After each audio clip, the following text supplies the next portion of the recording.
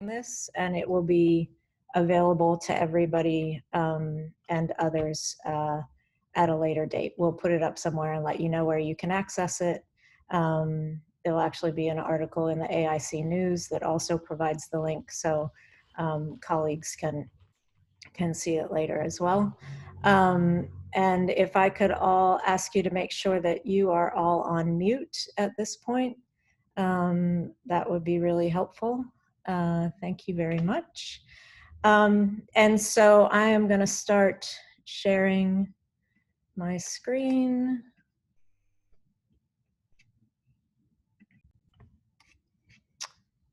Okay, so welcome to this crash course in teaching via Zoom. You will hear from 4 of us today. I think most of you who are with us know us all quite well, but you will hear from William Donnelly, Laura Mina, Kate Samuel, and myself. William, Laura, and Kate all taught textile block via Zoom for about 3.5 weeks, and then William and I taught preventive block via Zoom for 1.5 weeks. And everything that we have to share with you today is coming from what we have learned in that process. But before we move on, we'd like to pause for a minute and just acknowledge that there's something much bigger going on in our world right now. And it can make doing things like talking about teaching via Zoom feel really pretty unimportant and unnecessary. I believe that if we pause before we do things and then think intentionally as we do things, we can figure out how to either modify the things that we do so that they make a difference, or we can figure that we need to throw them out and find new things. And so we'd like to pause. We'd like to ask you to pause with us right now and consider how you can use your Zoom teaching to address the systematic issues that have brought us to the point where perhaps more people than ever are finally admitting that all do not believe Black Lives Matter. And so if we can just pause for a minute and think about what we're about to do within that context.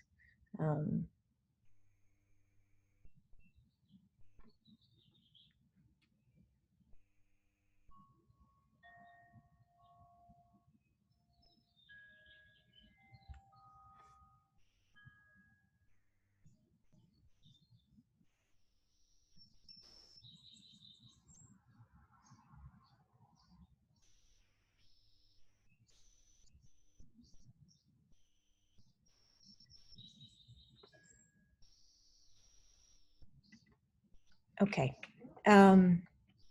So originally, this talk was requested as an informal talk for the WUDPAC faculty, so that asking us to share a few things that we learned in the 6 weeks that we had teaching via Zoom in April and May.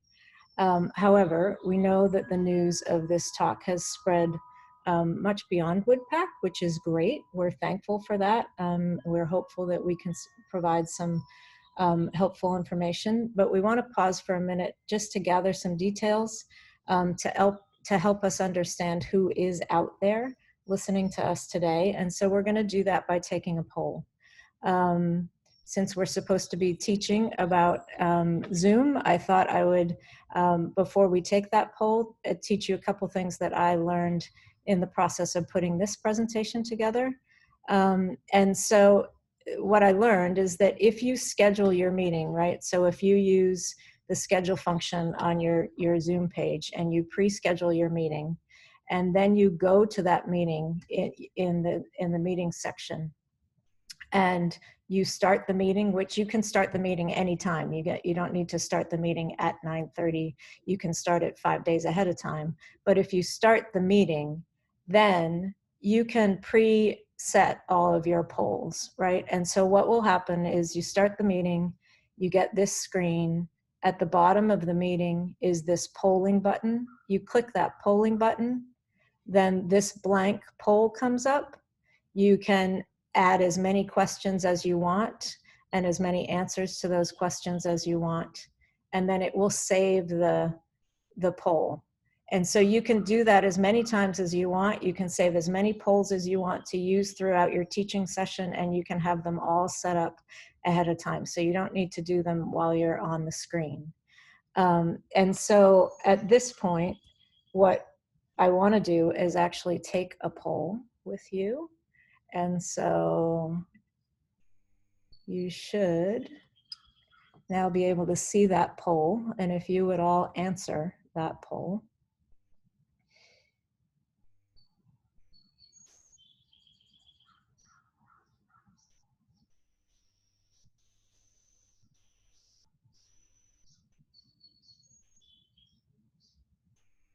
It's telling me as you do this that I've got 34. It tells you the percentage of people who have responded to the poll. And right now it's telling me 34 of the 35 have responded to the poll, but that's actually probably telling me that I haven't actually responded to the poll.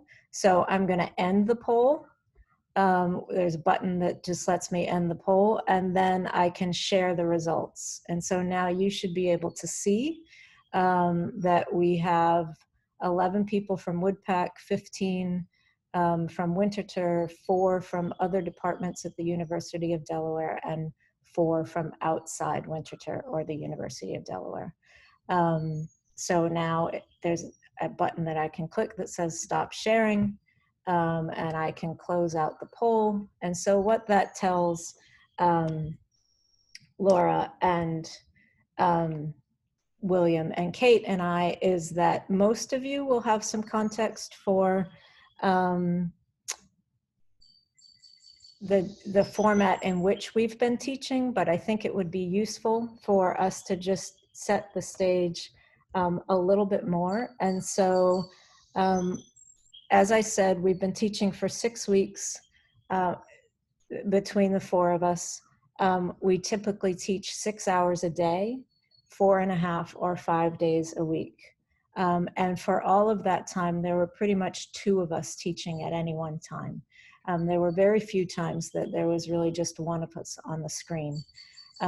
So those are the hours and the context, the hours in that we have in terms of using Zoom as our platform for teaching, and sort of the context in which all of you should be thinking about everything that we have to share today.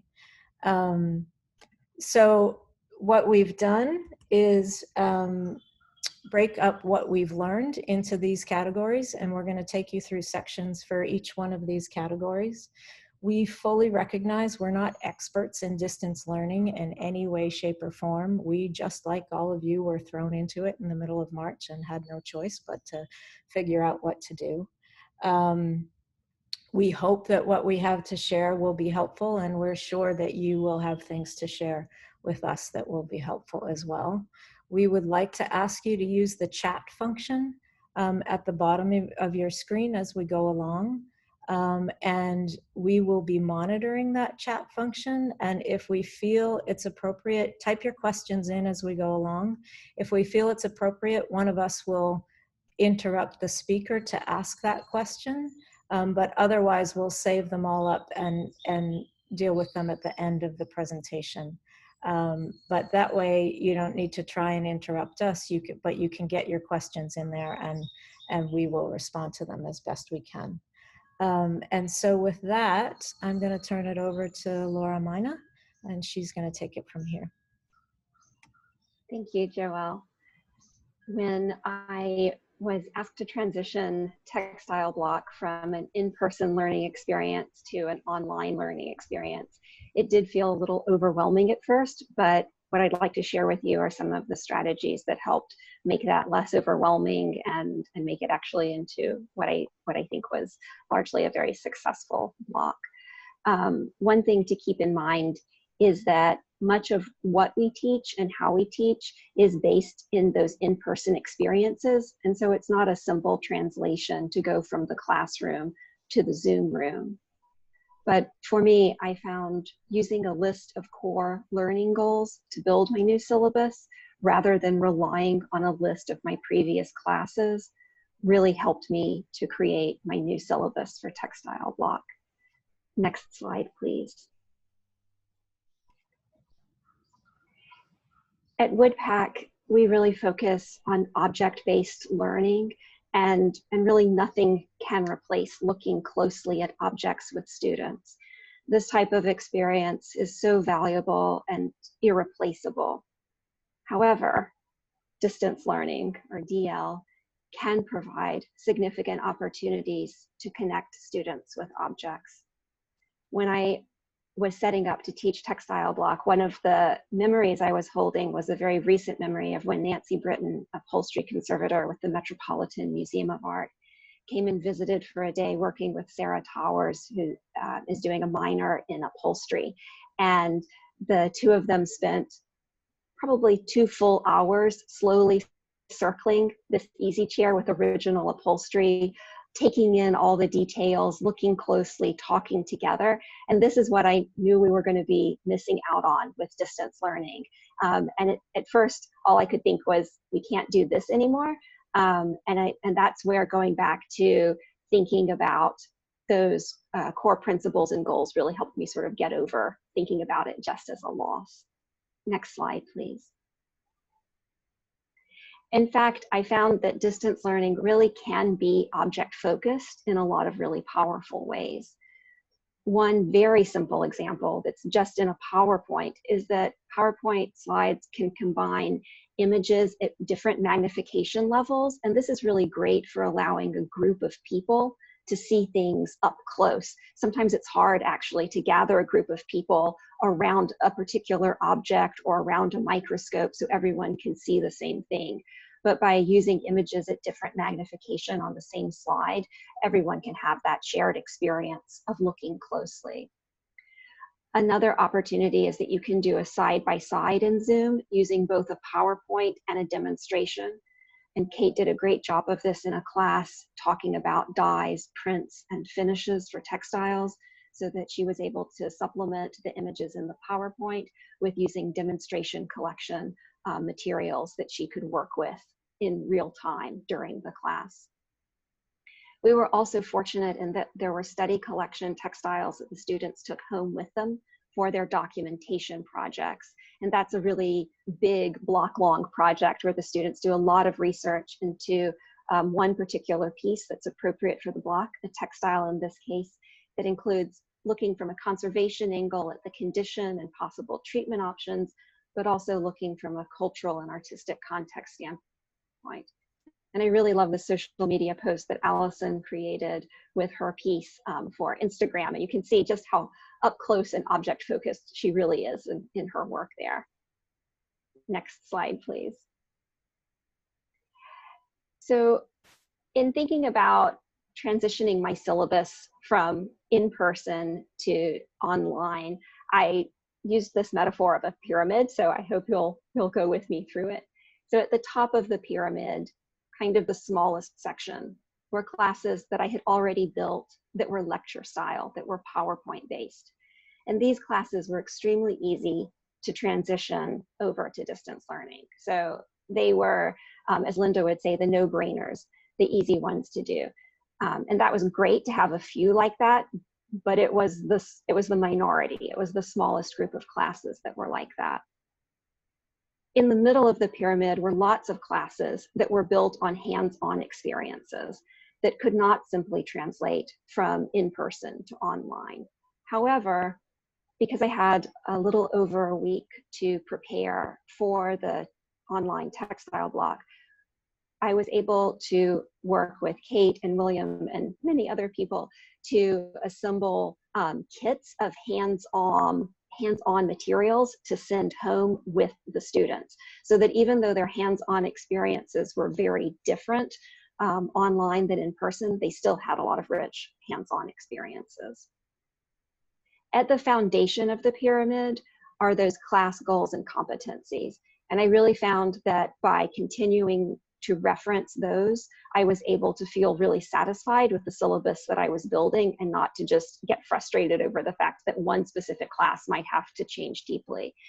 And I have to say, I'm really grateful. A couple years ago, we had a day-long retreat for people who teach textile conservation, and we all gathered as a group at the Philadelphia Museum of Art to think about what are our goals and competencies for students leaving a first year of master's level studies.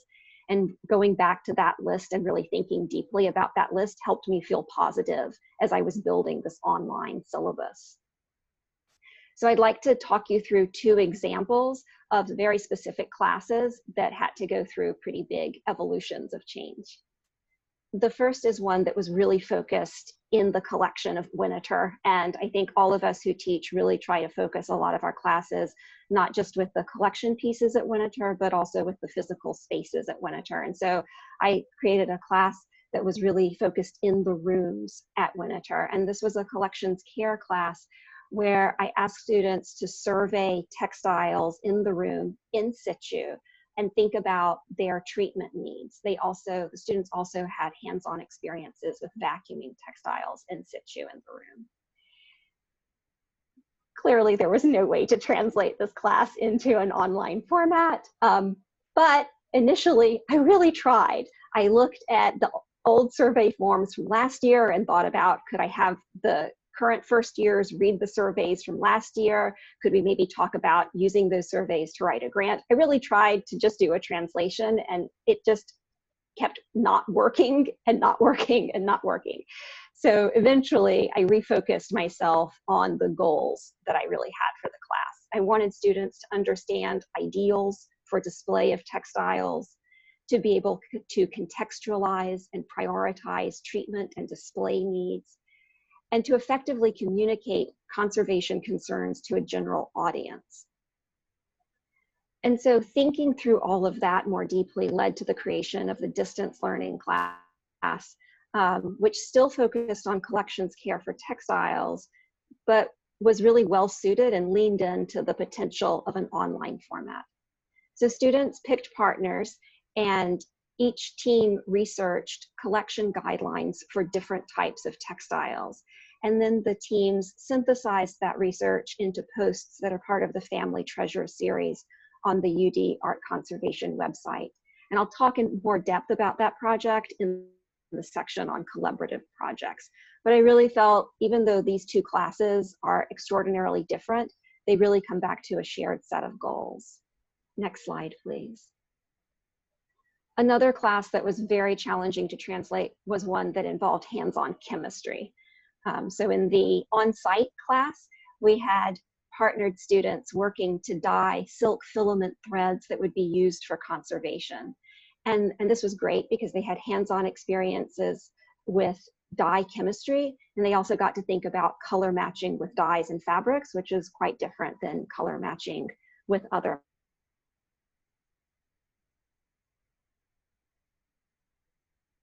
act. So in thinking about how this class could translate, my first concern is that health and safety is always a priority, and that the materials that were needed for doing this dyeing would not be safe to send home with students in for their home settings.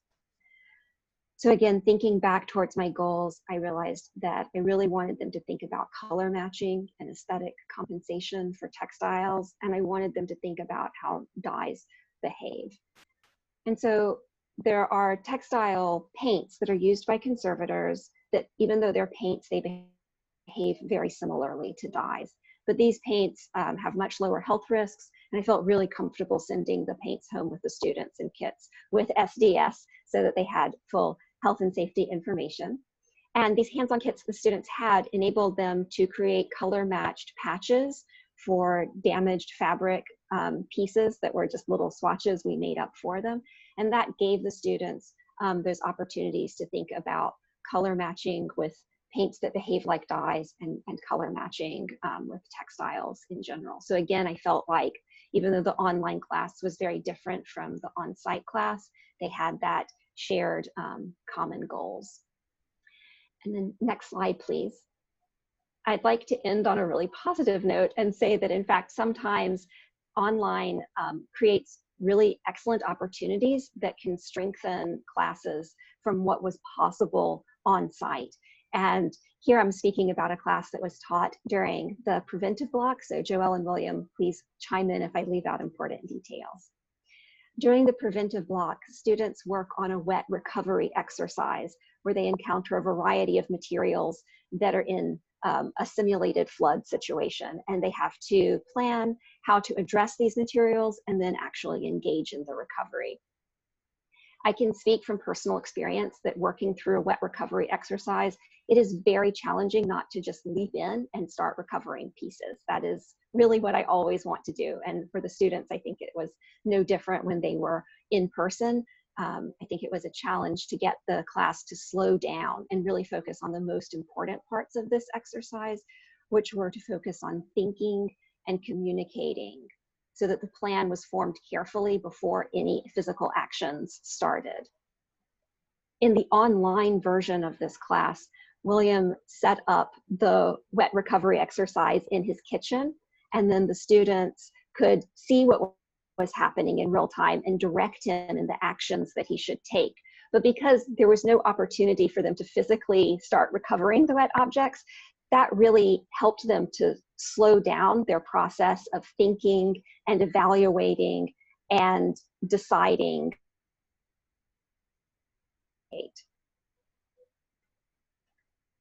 I might have had another internet hiccup there, so please let me know if I need to repeat anything or if we should go on to the next section.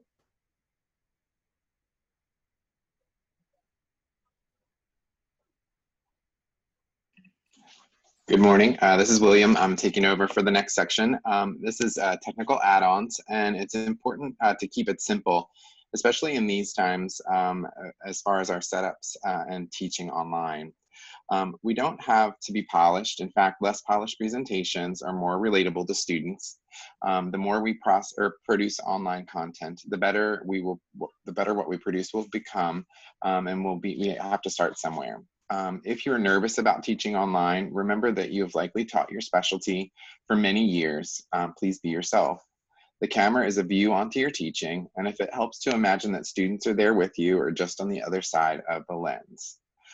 For our class this past spring, we only had a small amount of time to gather equipment. We each worked with laptops, cell phones, or tablets with a webcam app. Our setups were quite basic, but we had some success. Please advance the slide. Here is a view into each of our setups. If you have room to spare, it is helpful to create a quiet space where you can create your studio for online demonstrations. Kate at the left has a designated studio for her private practice. Laura at the center utilized a blanket chest in her bedroom, and I on the right worked on a spare table in my guest bedroom. Get creative.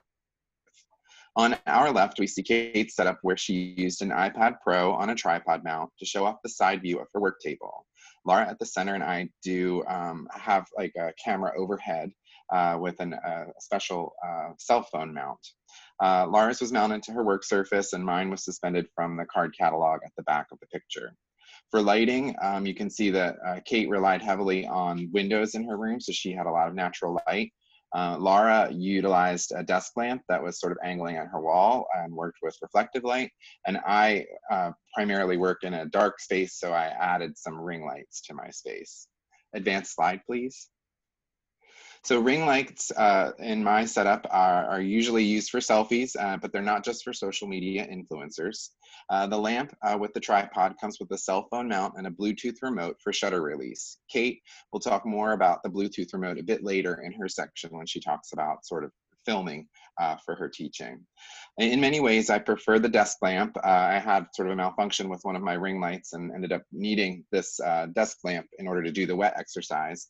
And I find that the desk lamp is a little bit more easy to work with because you can angle the light a bit better than the more rigid tripod mounts. But really, ultimately, it's up to you to kind of figure out what's best for your space. But in thinking about something that's mounted to your work surface, the more things you have kind of around your work area, the more challenging it can become when you're teaching. So you don't want it to interfere with your flow.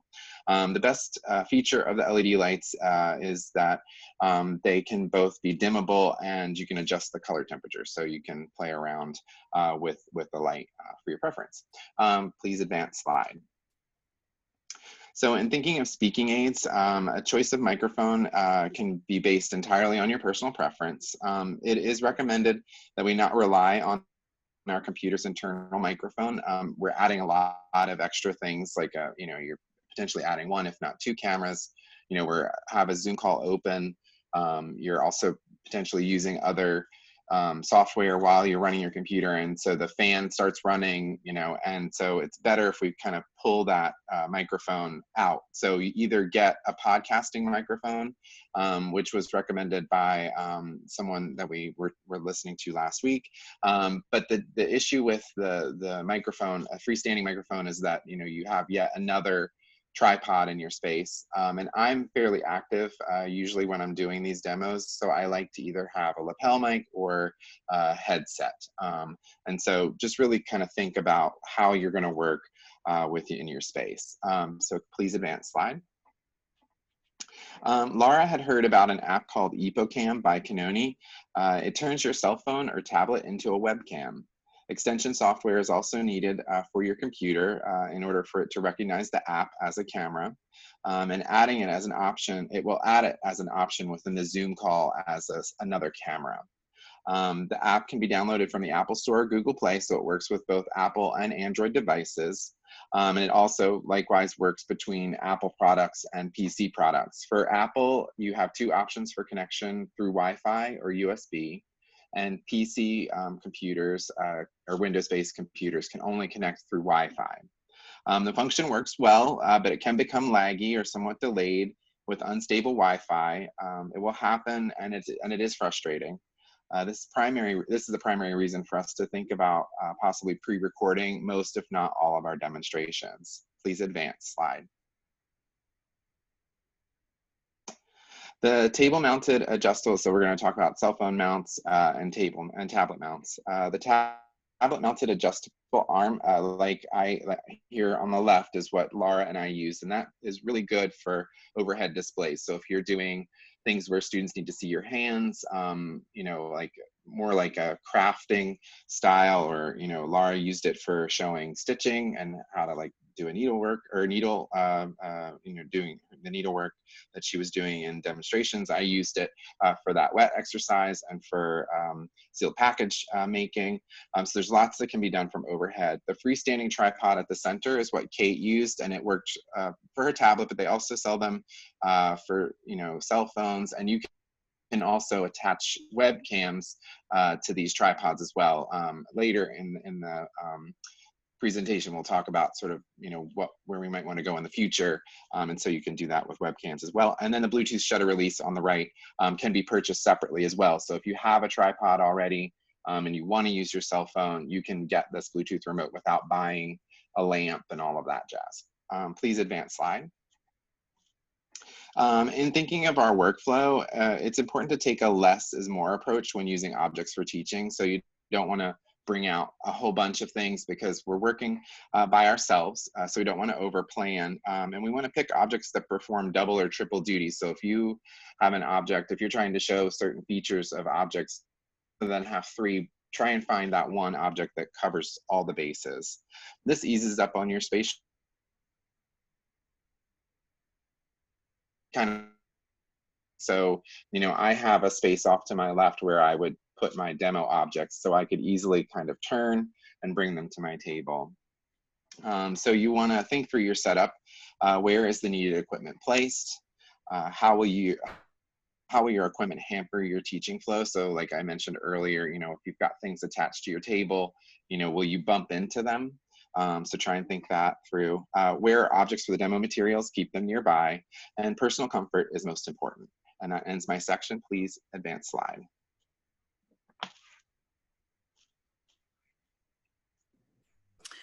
Okay, hi, I'm Kate. I think you all, most of you know, if not all of you know me, and I'm going to be talking about tips for teaching hand skills.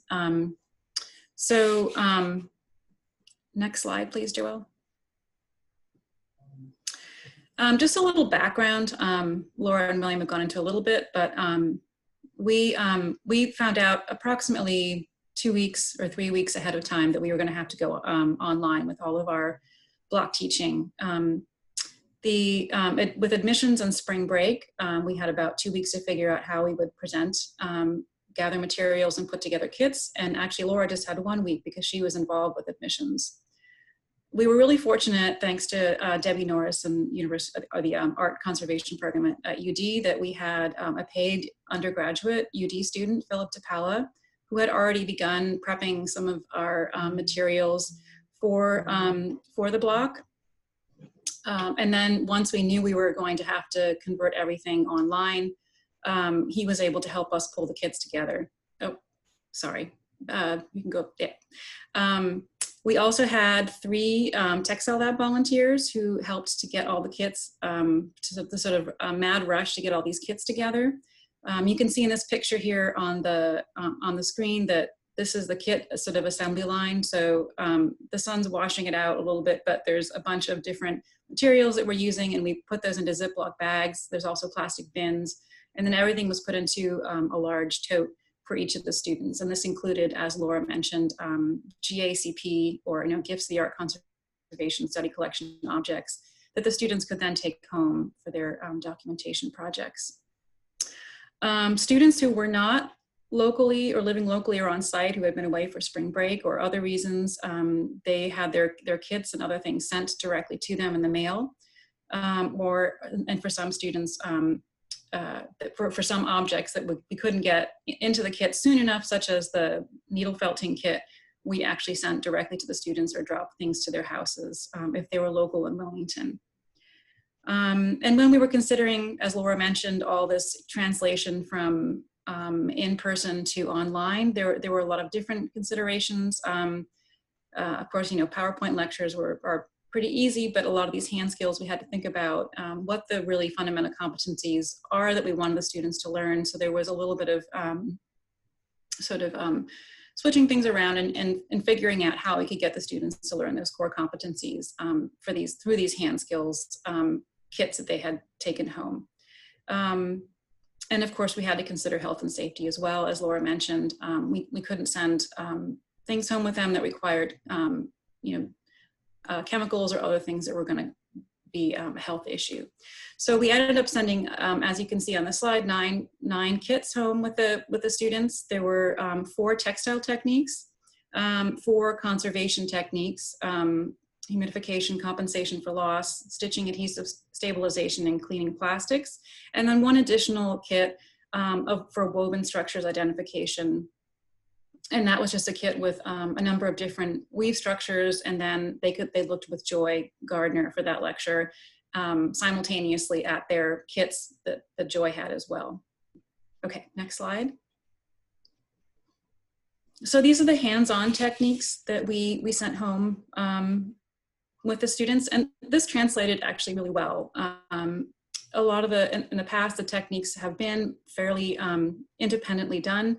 So the students could work on these pretty much on their own with some basic instructions. The 2 things that were slightly modified was the weaving. Normally the students do loom weaving in the textile lab, but card weaving was a really nice substitute. They still got to understand basic structures of weaving. It's not an exact replacement, but still we felt like it was a good positive replacement. And also needle felting, we sent kits home with them. And one of our students, Katie Ravito, got so excited she actually ordered more felt so she could continue. You can see her wonderful dragon there on the screen as well. And then this is Chris Nossen's all of their techniques and beautifully labeled.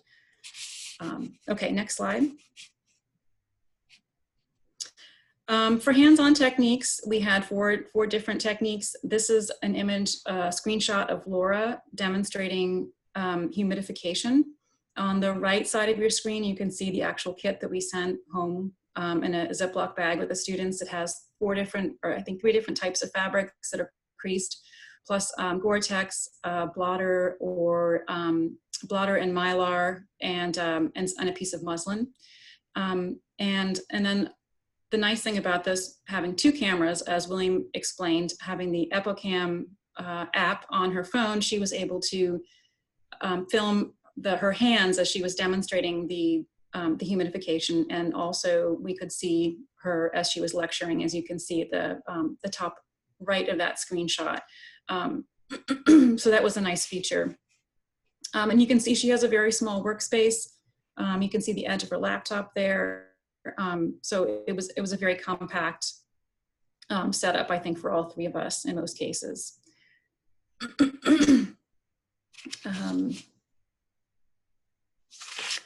The advantages of live demonstrations are that the students can respond immediately, and you can repeat things as necessary, and there's less prep time. So those are just things to think about as you're thinking about whether you want to do a live demonstration or pre-recorded demonstration. And I'll talk about pre-recorded a little bit in just a minute. Okay, next slide.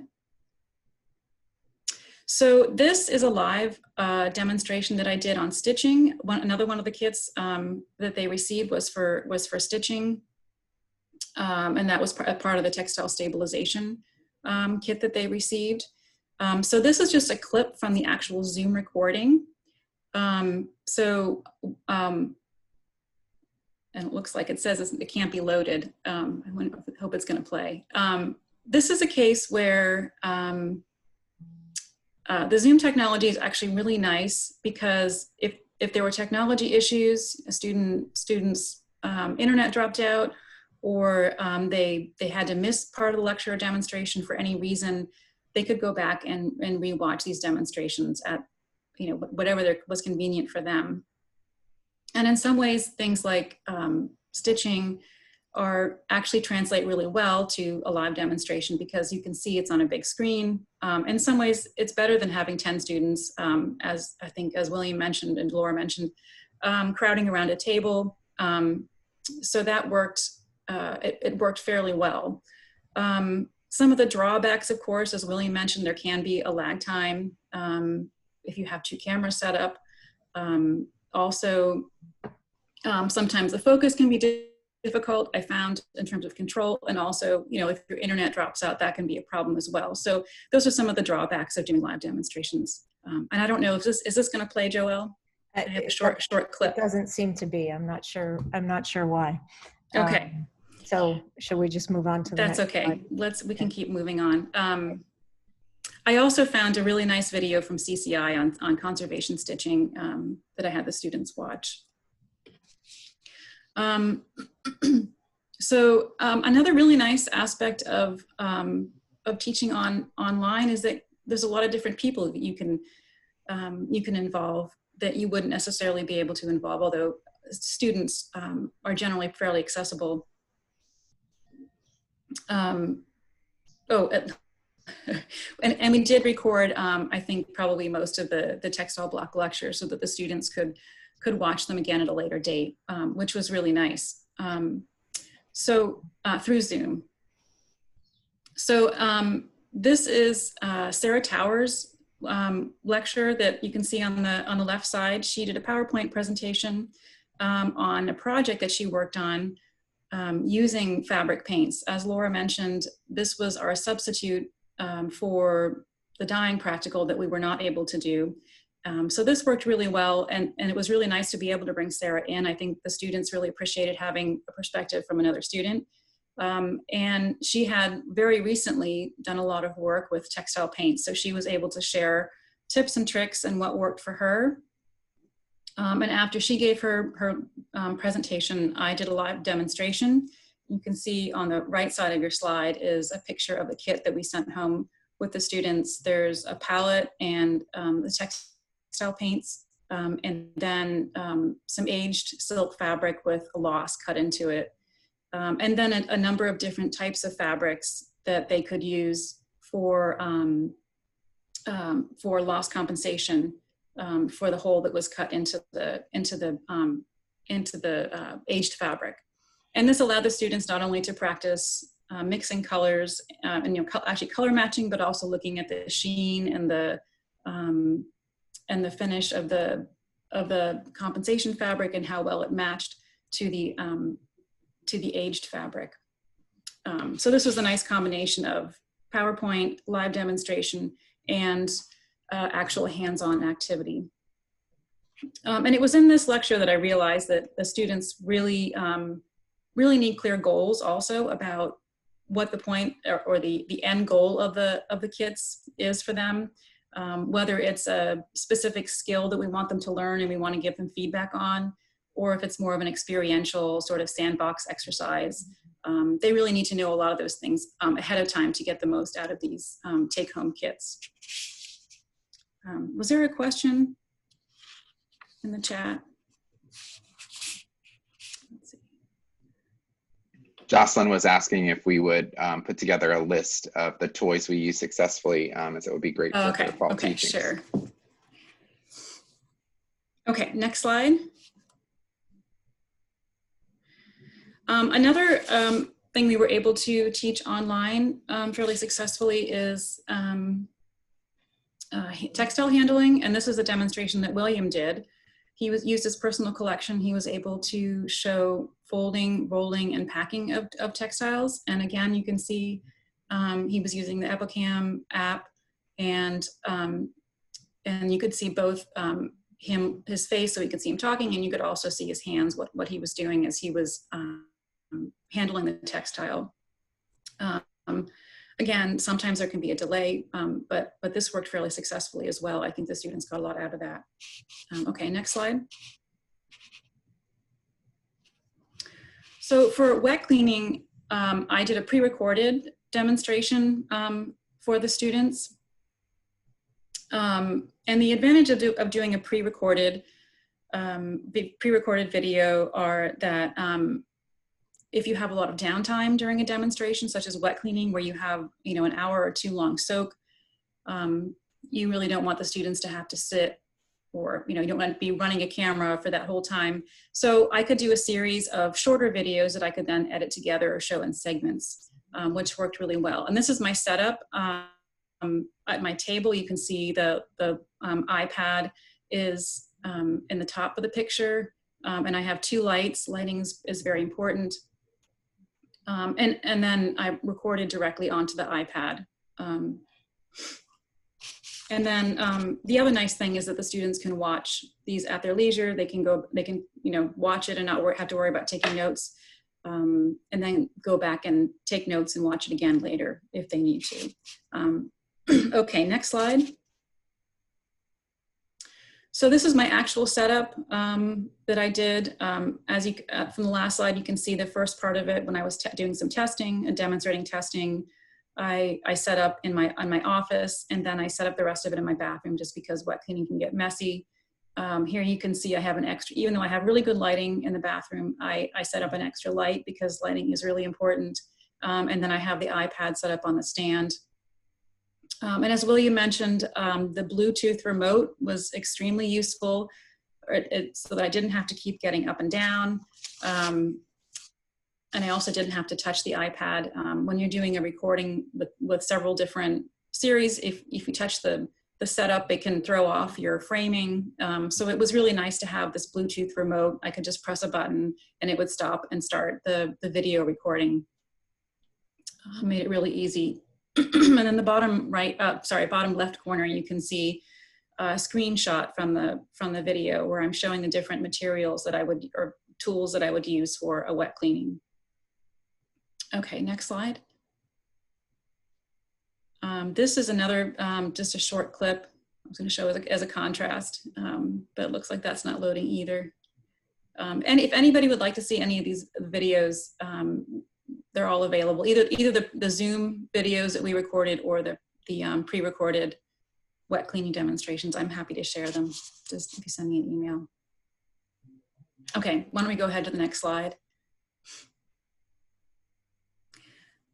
So in terms of lessons learned, as I mentioned, I think being clear about expectations is really important. Establishing if students expect to get detailed feedback about their hands-on work, or whether completing an exercise is more of an exploratory sandbox sort of exercise. I think the students really need to know that ahead of time. And if it is an exercise that they need feedback on, figuring out good ways to give them feedback.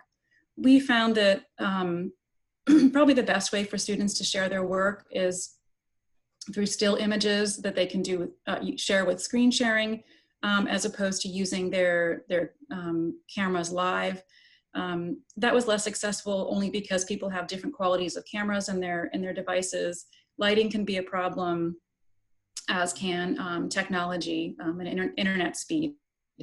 So that really seemed to be the best way to give the students feedback. Another thing to think about again is the advantages of online versus, the advantages of pre-recorded versus live demonstrations. I think that there are advantages to both. And certainly the Zoom recording feature is really great also for live demonstrations. And then taking advantage of other online resources. There's a lot of resources out there that people have already pre-recorded. So, and there's no reason why we can't pull those into some of our lectures. I used quite a few pre-recorded demonstrations for wet cleaning that other people have done, which gave the students a much broader range of what can be done in terms of wet cleaning and textile conservation. Okay, next slide. I think ready for a break. Okay, and I'm going to break a cardinal rule, and I'm going to shorten our break from 10 minutes to 5 minutes, which I'm then going to tell you, and when you come back, is totally against the rules.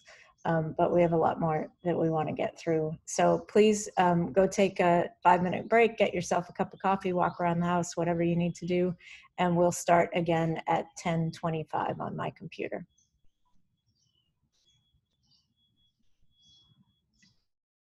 Joelle, you can pause the recording for this time if you want to.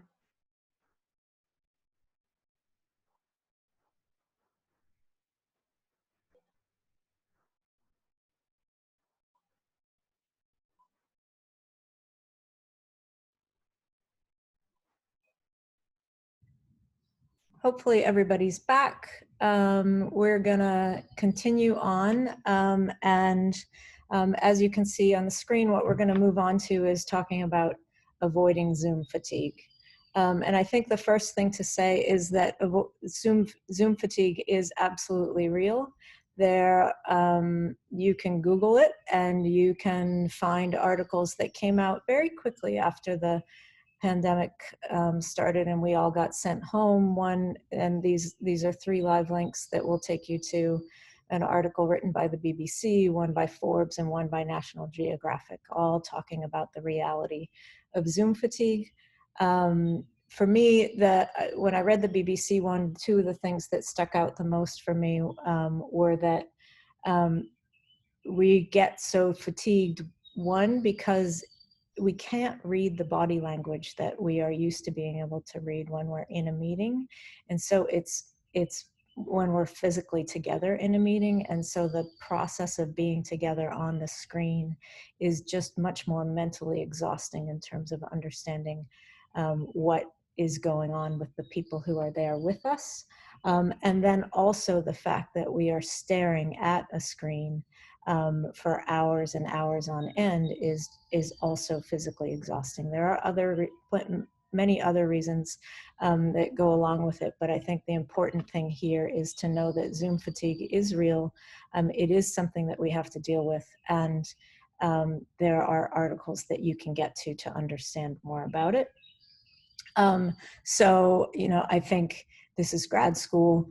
Can't we just power through it is one thing that many of us might think is the best answer to Zoom fatigue. But I think these 2 reasons on the screen are 2 reasons why we absolutely should not take that approach to it. The first one is that your class, whether it's 3 hours long or 6 hours long, is not the only thing that students will have on their calendar. During block for all of us, there were often lunchtime meetings for students and evening study sessions for students and weekend sessions for students.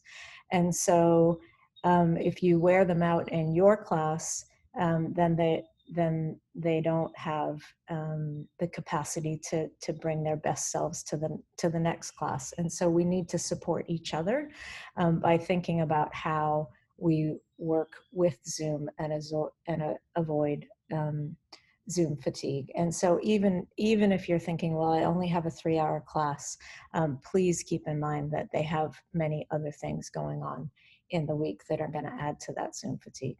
The other thing that with WUDPAC, I think we have been constantly dealing with is the second bullet point here. But normally for us, it's that, more lecture hours, more in-class time is not necessarily more knowledge gained.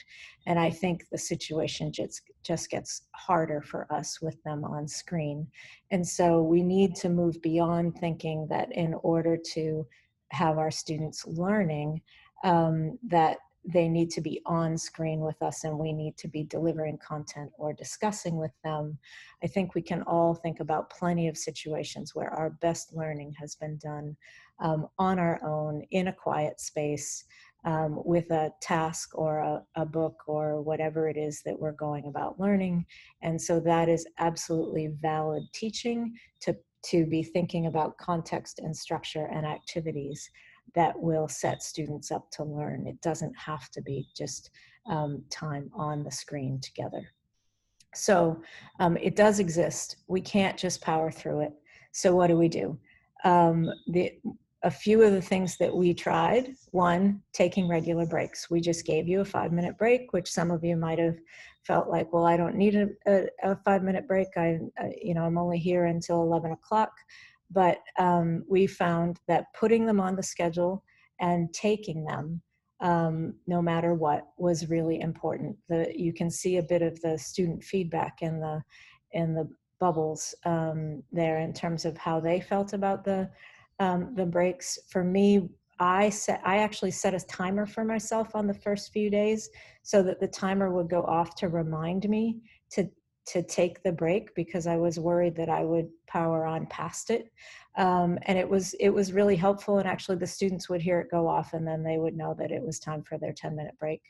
Laura and the textile block folks had a system where they would set a break coming, but when it came time to the break, they would have students hold up either 2 hands or 1 hand. And that would indicate whether or not students wanted a 5-minute or a 10-minute break. And if anybody in the group of 10 held up 10 fingers, then everybody got a 10-minute break. So take breaks. Stretches. Another thing that Laura tried was to teach stretches, and I think Laura is going to teach us one right now so that you can get a sense of that. Hi again. This is just a really brief little stretch, but I find that my shoulder areas in particular, somehow they're managed to get even more tired when I'm sitting for long time periods. So this is just a brief little stretch to help with some of that. And always listen to your body and think about what feels comfortable for you on any given day, because it might be different on different days. So one thing that I like to do is I'll take my right hand and put it on my left shoulder. And what I'm aiming to do is to feel a little bit of stretch on my right side by my shoulder. So for some people that might be holding onto your elbow and sliding it across your body, letting your hand, my right hand is sliding down behind my shoulder. So I can actually massage the back of my shoulder now while I'm doing this, which feels really good. I can sort of give myself a literal pat on the back if I want to, but I'm feeling the stretch here on my side. And just to increase that a little bit, what you can do is to do a head tilt and lean your ear towards your hand, or lean your other ear towards your shoulder and feel the sides of your neck stretching out. And then if you come back to center, you can do that with the other side. So taking my left hand and putting it on my right shoulder. And I'm just increasing that stretch a little bit for myself by guiding my elbow across my body. My left hand is now going down my back, and I can massage the back of my shoulder a little bit, which feels really good, getting under that shoulder blade. And then I'm just going to do a couple of side tilts with my head. And this is actually a really good check-in for me. I can realize that my shoulder is creeping up towards my ear in a way that's not helpful, so I can relax that again and just enjoy the stretch on the sides of my neck. And it really helped me to do little stretches throughout the day just to sort of get out of my head a little bit and take care of my body. So thanks for joining me. Thank you, Laura. Other things we tried, communicating with guest speakers ahead of time. And so you can see on the screen here that what I shared with our guest speakers for Preventive Block was that our students had been on Zoom daily since mid-March, and that they had actually learned quite a few things about how we could help them manage their environment. And I reached out to the students before block began to talk to them about how things were going and what could we do to support them in their learning. And so these are the main things that they suggested. The first one is that they would like the opportunity to have their cameras off whenever a screen is shared. As I think we know, when you're sharing a screen, it's then on your own screen, you can't see as many of the speakers. And so for them to take that opportunity, or as many of the people who are participating. And so for the students to take that opportunity to turn off their screen and not worry, turn off their camera and not worry about being, people watching them as things are going on, and they can just concentrate on listening and learning rather than being distracted by looking at themselves. So we shared with speakers that that would happen, and we understood that sometimes some of them really wanted to see who they were talking to, but for the students who were the ones who were on the screen all day long, we needed to prioritize their needs. The other thing that the students asked for is that question and answer times be happening when everyone was visible on the screen, so not during screen share, but when everybody could see each other, and then they can raise hands, and it's easier to manage a discussion that way. The third point they asked us to share was that we would be taking these regular breaks, and in Preventive Block, we took them at 9:50, 10:50, 2:20, and 3:20 every day. And I told the speakers I would institute those breaks if they didn't do it, but if they could actually be watching out for them, that it would speak even more strongly to the students that they, as guest speakers, were trying to watch out for the students and help them in their learning process. And then the last thing that the students asked was that we record all their sessions. Everybody's internet connection is variable, and sometimes they would get kicked off and they'd have to log back in. And if they knew that the session was being recorded, then they didn't have to worry about having missed content when they got kicked off and before they got back in. So that was another way that we avoided it. And then the other way that we tried to deal with Zoom fatigue is through managing their screen time. This is the schedule for Preventive Block. So we had 7 days of teaching, and the bits that are in slightly lighter depth of shade and highlighted in a red outline are all bits that were done not with everybody on the screen together. And we made sure that those happened every day and that they broke up the steady screen time. They were things like reading on their own, going into small breakout rooms for small group discussions, doing independent research where they were totally off the screen, or doing activities like mount making, where maybe they were still connected to their screen, but they didn't need to be paying attention. But William, the person leading that session, was there so that if they wanted to ask a question, they could. So that was another way that we tried to avoid Zoom fatigue. What we learned from their anonymous feedback is that the blend of lectures and hands-on and their own reading time definitely did work. Those mixed activities are a good thing to try. For some of them, there were too many activities in some days. I think one day we had maybe 5 different activities, so every hour was different. And for some of them, that much schedule change did seem to be a little bit overwhelming. But on the other hand, there were many comments that a full day of lecture is really not easy. And so balancing that time, I think, the activities is very important. We learned that the ability to turn off their camera was really, really important for them. and they were very thankful to have that ability and that permission, and it really did make a difference to them. Again, this blend of on-screen and off-screen time did help manage their Zoom fatigue. And then I think from us as professors, the thing that we have taken away most significantly from this time is that as we move forward into the fall, we have to look at how we develop more asynchronous teaching methods, so that we're not relying on all of them being on the screen with us at the same time and doing our teaching and our delivery in that way. So then my second section is on building community. And so at the time that we all got sent home, it was a pretty scary time, right? This pandemic had come, we were all sent home, we were all on our own. We were struggling with what does this mean to us? What does this mean for our lives? And now here we are in the midst of this, still trying to continue our education. And so we realized that it was really going to be very important for us to continue to work with the students and to continue to build that community that we've worked so hard to build throughout the year. But as we think about this building community and what we've learned, and as we think forward to bringing these new classes of students together, I think the building community is going to be even more important. So again, what did we try? We tried one of the things that seemed fairly clear was that they were all struggling, and that it wasn't going to work to just ignore that. So I tried to put some structure around how we could address how they were feeling.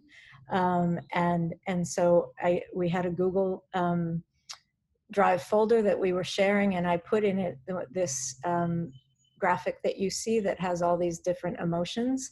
And every day before lunch, we had this Google sheet that we filled out. And every student could log on, and professor could log on to this Google sheet, but anonymously, so nobody knew who was typing in what, and they could type in how they were feeling that day.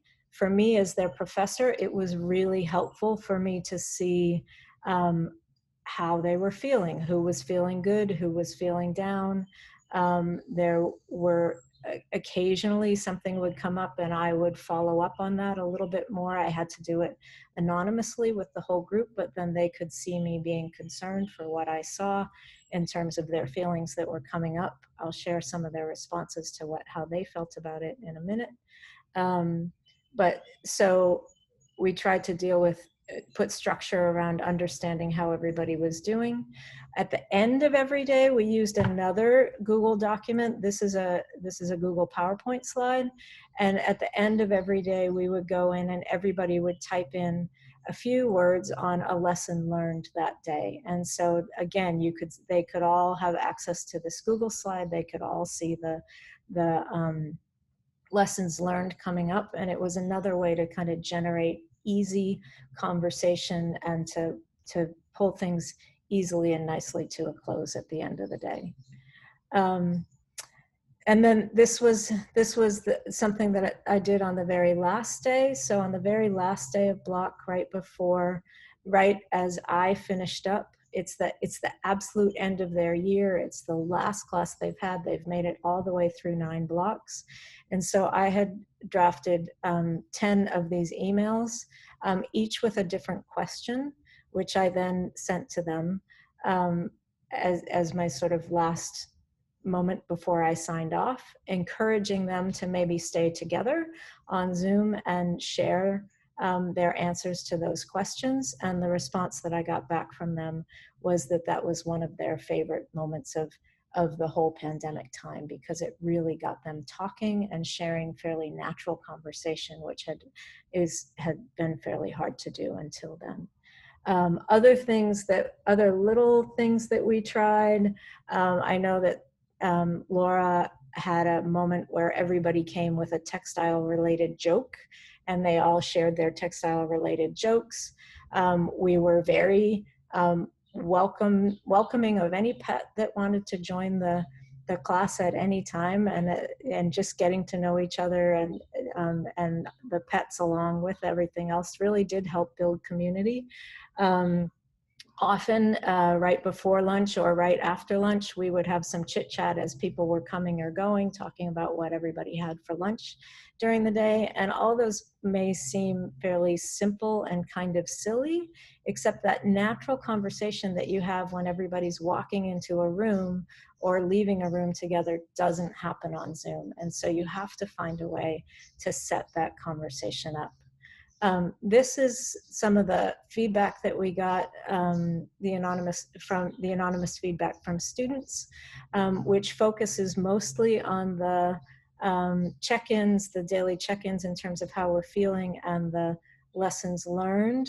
There is one that I want to highlight, right, so there were days when the daily check-in indicated that most of the class was not doing well, but we had to continue to plow through the material like nothing was happening in our lives outside of graduate school.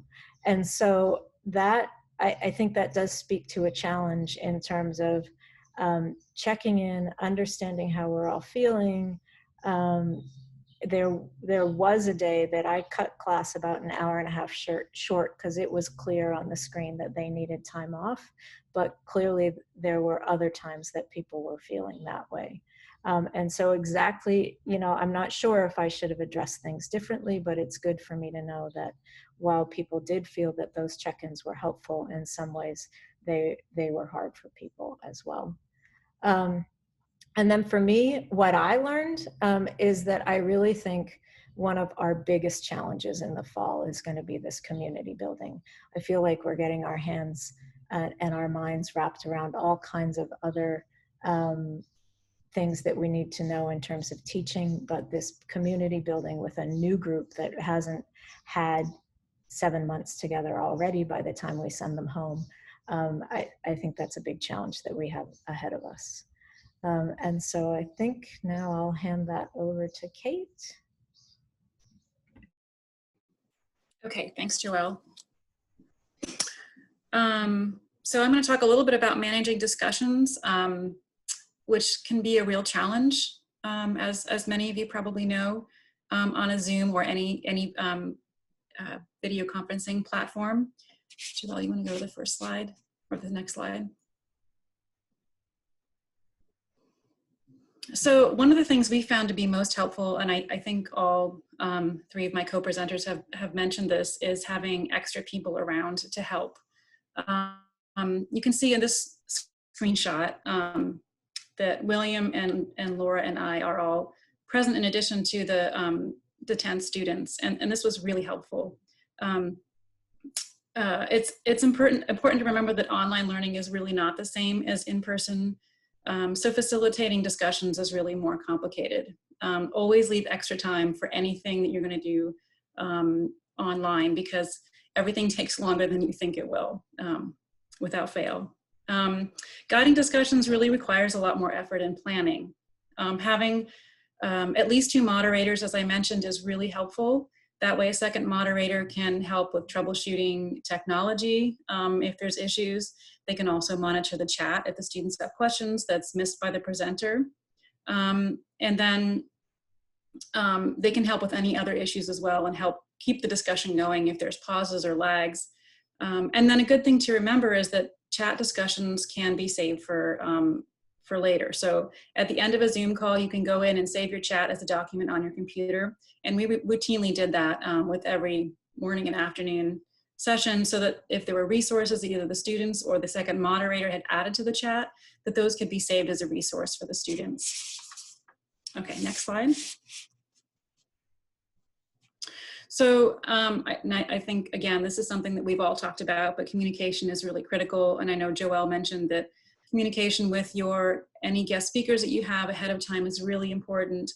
Making sure that those guest speakers know what your planned schedule is, so for avoiding fatigue, but also that way you don't feel like you're interrupting speakers unexpectedly for a scheduled break. So if they all know ahead of time there's going to be 50-minute blocks of lecture and then a 10-minute break, they expect it. So if they're interrupted by one of the moderators to let them know it's time for a break, they know ahead of time to expect that. It can also be helpful to create a list or an order for people to share in. People can be really tentative about sharing because they're afraid of interrupting or talking over each other. And there are many different ways to do this. I think we used birthdays, we used random ways of choosing people. Sometimes we use Zoom tiles. So it doesn't matter how you choose, but having a specific order for students to share and really helps facilitate an orderly and smoother discussion and feedback and sharing with the students. Okay, next slide. And breakout rooms, we're going to do a little exercise here. Breakout rooms are really great. We found that they're really useful for discussion, particularly for students who feel a little bit more uncomfortable sharing in a larger group setting or just feel uncomfortable on Zoom, which we definitely had several students who said it was harder for them. So going into breakout rooms where the students could share, give feedback to each other or have smaller discussions was really useful.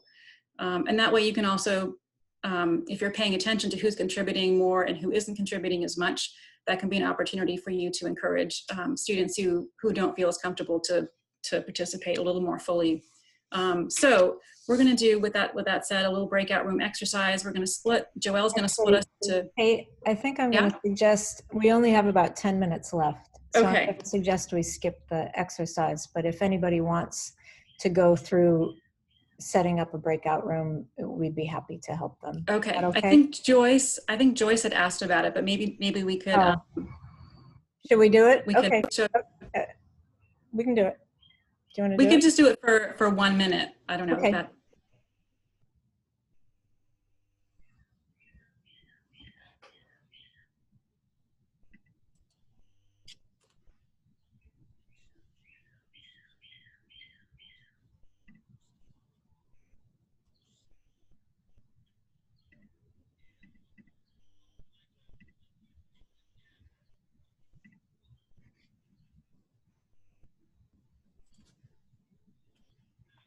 So are you now setting up a breakout room? Yes, and you can't see it, which is, you can't see me do it. But if you choose set up a breakout, if you choose it, it's all very straightforward in terms of leading you through the process. I'm going to send you all to the breakout rooms now, and then I'll pull you back. So I'm in number 3, so I just do join. It should just send you there on your own.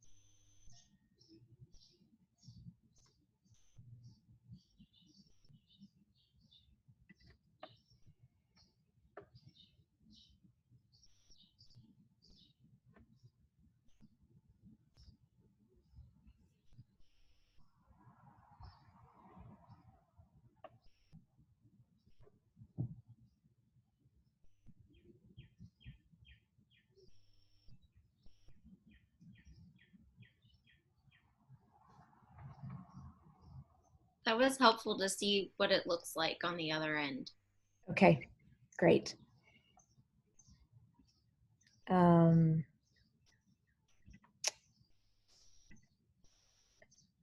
I think off to you. Or is she not back yet?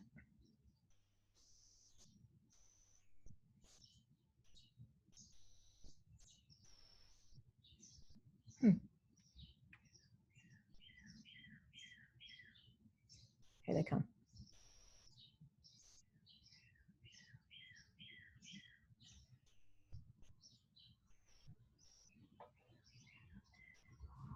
All right, this is Laura again. I'm going to move quickly through collaborative projects because I'm aware of we've had such a good discussion, it's going longer than initially planned. But I think collaborative projects are often some of the most meaningful experiences, either in a classroom or online. And thinking about some of the topics that my colleagues have talked about recently, collaborative projects really have additional benefits of helping reduce Zoom fatigue and building community. And projects that are assigned to partners or small groups of students can support non-synchronous learning, which is another advantage of them. So next slide, please. So this is an example of probably the biggest collaborative project that we worked on during Textile Block, which was the Collections Care project that I mentioned earlier as one of the biggest evolutions from on-site to online. And my goal with this project was really for students to think about both ideals and practical solutions around storage and display of textiles. And that's always, I think, hard to talk about with students, is for them to understand both ideals as well as practical solutions. And so in thinking about this, the exercise developed where they worked with partners, with each team having a particular type of textiles, for example, upholstery. And one team member focused on what was happening within a collection space, and the other team member thought about what might be possible within a home setting. And each team wrote an e-blast that's now online at the Art Conservation website. And in this blended article, they're really synthesizing these ideals and then practical solutions, and gearing all of this information at a general audience. And so I think it ended up being really great. I think the students enjoyed working together, and they were able to get a richer experience because it was collaborative. Next slide, please. We had some informal collaborative projects that developed during Textile Block. One was, I was looking for a better, more structured way for peer-to-peer feedback exercises to be incorporated. And so I went back to my undergraduate experience in performance studies, and we used Liz Lerman's critical response process. Liz Lerman is an American modern dancer and MacArthur Grant recipient, and she came up with this wonderful structured way for artists to give constructive feedback to each other. And the students used that both as partners and in small groups different times throughout the Textile Block, and it was really helpful. And also we realized that the documentation projects had an added challenge this year because we didn't have access to the physical materials in the library at Winterthur or books in the textile lab. And so I started a Google Doc with online resources that was in the shared drive with the students, but the students kept adding to it. And so that document became a collaborative project on its own and was a great way for students to share resources with each other. Next slide, please. In the preventive block, they did collaborative work with their CAP surveys, and this would have been collaborative on site, but also was collaborative online. And one of the real advantages actually for collaboration online is that ability to do shared Google Docs where everyone can put information in. So in the CAP survey project for the Wharton Esherick Museum, the class went on a virtual tour of the space, and during that virtual tour, the students all had access to one Google Doc where they were adding in notes, they could add in images, and so they could collaboratively build this one repository of all of their notes and questions and observations for them to build on as a group. So that was very successful. Next slide, please. You've already heard about lots of ways in which we were able to bring past students in to work with current students in ways that were really rich. And another example from Preventive Block was a CAP survey project, bringing back past preventive minors and majors to look back at CAP surveys that they did and revisit those survey documents with current first years. And so this was a great opportunity for the current first years to look at CAP surveys and think about what information was included, what questions they had, what the organization looked like, and for the past preventive minors and majors to be able to think back about those projects and answer questions and talk more deeply about the projects. Next slide, please. unmute myself. So you could go to the next slide, Joelle. So more possibilities. So in thinking about moving forward as far as our technical add-ons, last week I sat in on sort of a webinar given by Dr. Aaron Pratt. He's at the Harry Ransom Center in the University of Texas in Austin, and he talked about open broadcaster software, and that's used for folks that are doing like online gaming, and it's really a piece of software that allows you to add in your slide decks from your PowerPoint, your extra cameras and whatnot, all into one piece of software. So in Zoom, when we were doing our teaching, what we were using were sort of the different share screens. So each time we would change our share screen. So if I gave a lecture in PowerPoint and then I wanted to do an overhead demo, I would have to change the screen. So it's kind of clunky, and the OBS software allows you to kind of add all of those different things as sources so that you can easily transition within the software and not change your screen. So it just makes it more smooth and streamlined.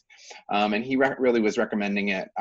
You know, you could stream with the software, that's what it's designed for, but he primarily uses it to record lectures and upload to either Canvas or Blackboard, or to also upload to YouTube. So we have more options, but it's just another way to consolidate what we're doing. Kahoot is something that Joelle has experience with, and I think Kate, it's mostly people who have children are probably familiar with Kahoot, but it is a tool for interactive teaching.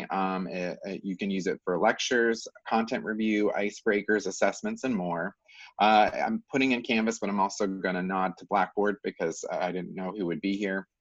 But I think that that would be a really nice way for us to consolidate a lot of what we're doing. We're using Google Drives, and perhaps Google Drive is really a great way to, you know, do that, but it almost feels like, you know, as we're moving forward, maybe we want to think about utilizing the Canvas within the University of Delaware system for our teaching materials, just because it consolidates the whole year.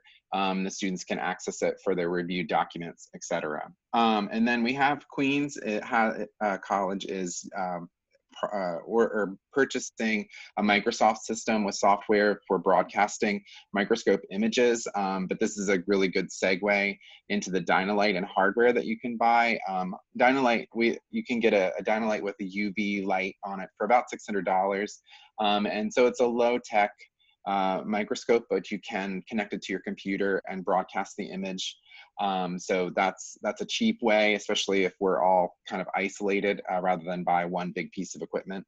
But if we're going to be able to do this from the labs, you know, having the equipment, you know, there that we can each use would be good. Also, webcams were recommended by Dr. Pratt. He was saying, you know, it's a good point. You know, it's nice that we can use our cell phones and utilize these apps to make our cell phones webcams. But, you know, for those of us that are parents or need access to our phone, we don't want to tie them up for an entire lecture.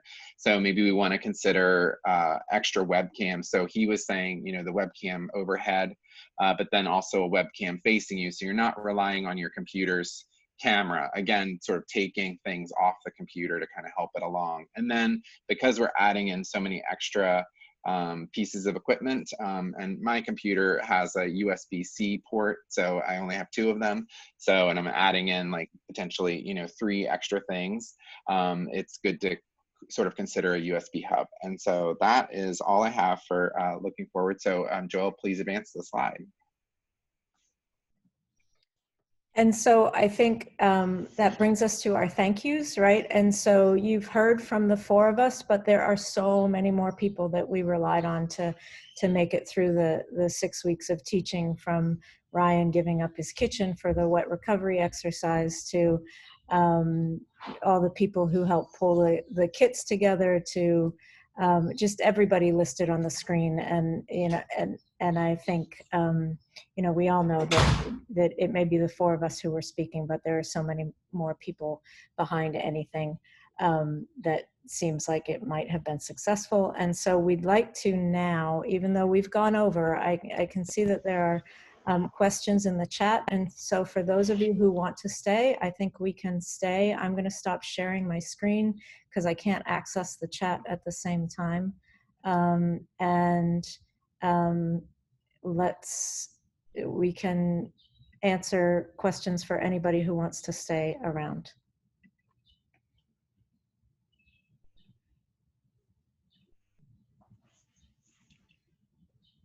Wow. Okay.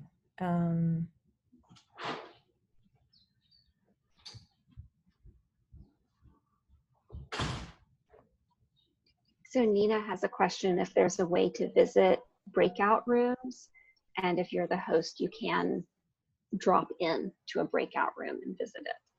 You can also, if you're the host, send a chat message specifically to one room or broadcast it to everyone. Can we hear from Joelle what she did to put us in our little breakout rooms? Sure. So you have an option. So if you're the moderator of if you've set up the meeting and you're the moderator of the meeting, along the bottom of your screen, you'll have a button that you can push that says breakout rooms. Or if you're sharing your screen at the time, that button is actually up at the top. You click that button and then it lets you choose. It tells you how many people are there. It lets you choose whether you want them to automatically be assigned to rooms or you want to individually choose who goes to what room. It lets you choose how many rooms you want to break them up into, right? So I very quickly, for what we did, I saw that there were 30 people, so I chose 6 breakout rooms, which should have put 5 of you in every room, and then chose automatically assign, and it just assigned you to those individual rooms. Within the breakout rooms, is there an individual who, say, would be able to share a screen, someone who's hosting within those breakout rooms? Or how, if we wanted the objects to the students to discuss, say, an object and to share their screen within the breakout room, is that a possibility? Not that I know of, but I think the way that I would probably deal with that is to give them all access to a Google Drive with images of the folders that they could all access, and then you could send them to the breakout room. You could have the drive set up with the appropriate folders, and they could all be looking at the same image, even though they're not looking at it on the screen. There's a question about how did we decide to have one person host the PowerPoint versus switch speakers?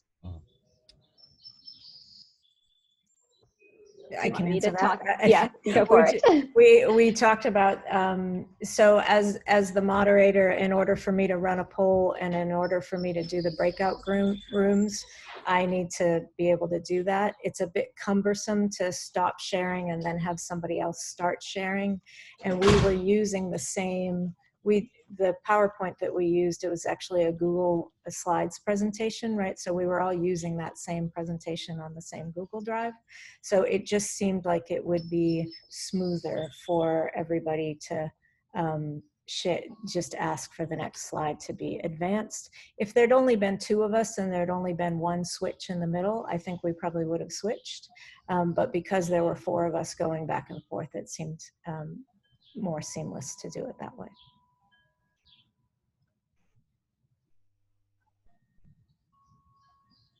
Kate and I did that actually during Textile Block, where one person would be sharing the screen and the other person would speak to a particular case study or a particular topic and would just ask for the next slide, so that we didn't have to waste time with one person stopping a screen share and another person starting it. Have you had any trouble? I'm thinking of some people I'd like to bring in who are not in the US. Have you had any trouble doing international collaborations with these presentations? No. Great, thank you. Let's see, one person wants to know when the recording will be available. As soon as we can figure out how to share it, I think is probably the answer to that. How did you manage giving lectures with screen share when everyone had their cameras turned off?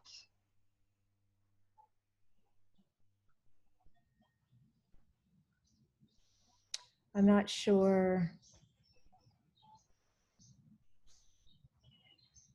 Maybe we need some more clarification for that question. Who did Sorry, that? that's from me. I guess I know it can be difficult to give a lecture when you can't see people's faces, and I'm just wondering what your personal experiences were with that and how you got used to it.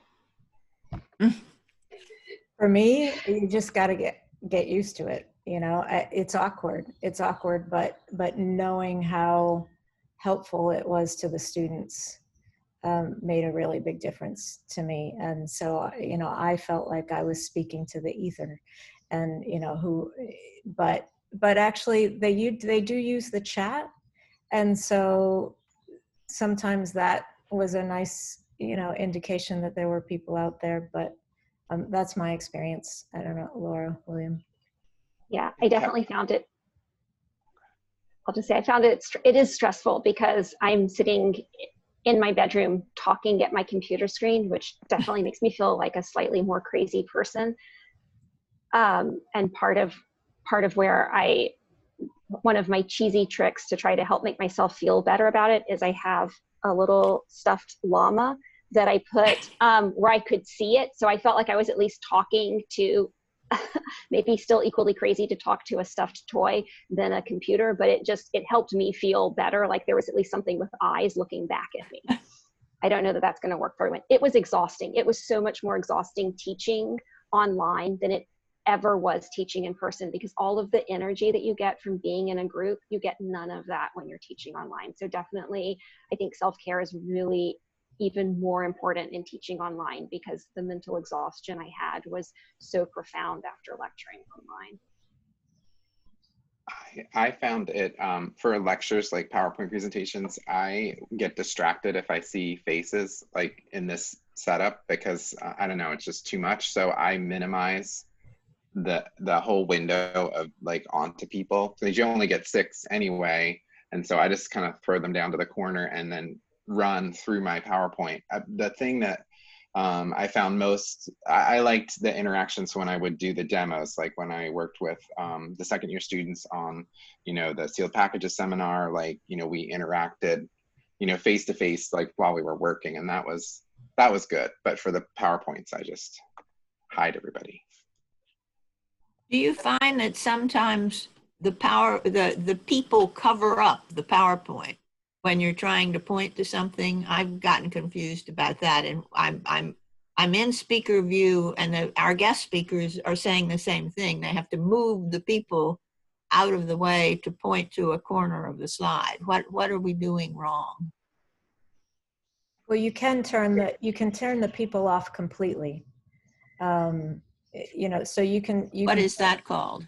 At the top of the column, Joyce, or the row, you'll find there's a little, like the minimize that you would see on any screen. There'll be a dash, or you can, you know, bring them up larger and smaller. So if you hover over the top above them, then those options should appear for you. Okay, that's like the little meatballs or the waffle or whatever is yeah, up. yeah, but Okay. yeah, exactly. You know, I wondered if if we did our slides in standard format rather than widescreen, if it would do the same. I've been doing that when I'm doing PowerPoint presentations, and it does help a lot. And I'm not sure if you're aware, Joyce, also that if you hit escape, when someone's doing a presentation to you, if you hit escape, it takes it out of the full screen. Yeah, yeah. So that can be one way to do better. But I have found that that traditional or standard format for giving PowerPoints has been much better, even though I like the wide format because you can cram more on the screen. We also had a question about the whiteboard function, which I learned about in a tutorial, but I didn't ever find an occasion to use it in textile block, so I can't speak to any experience with it, but it's another option like polls that Zoom gives you, where it is what it sounds like it is. It's like a whiteboard, and you can write or type or doodle on it with everyone. You can, how do you draw with your finger, or what do you? You use your mouse. And then there was another question about splitting the screen. And so when you have a screen share, part of what you can do is you have the power to spotlight a speaker. And so for that example of the class where Kate was giving a lecture, I put a spotlight. I put spotlight on the EpoCam, not the EpoCam, the tablet that she was using. And so then both of those.